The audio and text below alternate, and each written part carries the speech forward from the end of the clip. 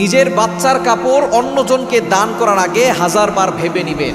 আপনি তো ভালো মনে করে মানুষের উপকার হবে এটা চিন্তা করে আপনার সন্তানের কাপড়, যেটা আপনার সন্তানকে পরিয়েছিলেন, এটা কয়েকবার পরানোর পরে যখন কাপড়টা দেখা যাচ্ছে এমন একটা পর্যায়ে চলে গেছে, অথবা আপনার সন্তান বড় হয়ে গেছে, কাপড়টা আর পরতে পারছে না, আপনি সেটা অন্যজনকে দান করছেন, অন্যজনকে দিয়ে দিচ্ছেন উপকার হবে বলে, কিন্তু এটার দ্বারা কিন্তু আপনার ভয়ঙ্কর ক্ষতি হতে পারে।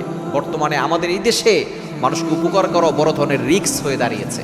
আপনি দেখা যাচ্ছে রাতের বেলা গাড়ি নিয়ে বের হয়েছেন, কেউ একজন আপনার কাছে হেল্প চাচ্ছে, আপনি তাকে হেল্প করতে গিয়ে আপনি কঠিন কোনো বিপদে পড়ে যাবেন। এটাই হচ্ছে আমার সোনার বাংলাদেশ।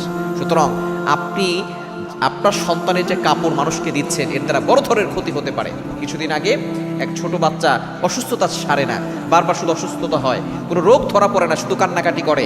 শেষ পর্যন্ত দেখা গিয়েছে যে তার যে কাপড় অন্য কাউকে দান করেছে, সেই কাপড় নিয়ে একজন তার উপরে জাদু করেছে। বাচ্চাকে ক্ষতি করার জন্য